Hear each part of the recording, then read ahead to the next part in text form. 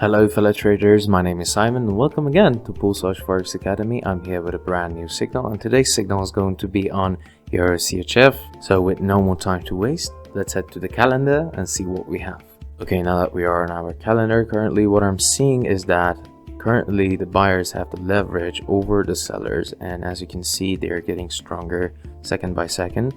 And if we take a look at the news, the overall movement is going to be a kind of move to the upside. And if I go to the high impact news, we had news that actually had a lot of positive impact, and at the end we have 2 positive points for the forecast of it, which this actually shows a good sign that the news are going to help us with their impact, and today's trade is going to be a buying trade. So with no more time to waste, let's head to the chart and see what we have there. Okay, now that we are on the chart, as you can see, we are on EURCHF, we are on 1 hour, and I have pre-drawn some zones for you as always, so it can be more understandable for you guys.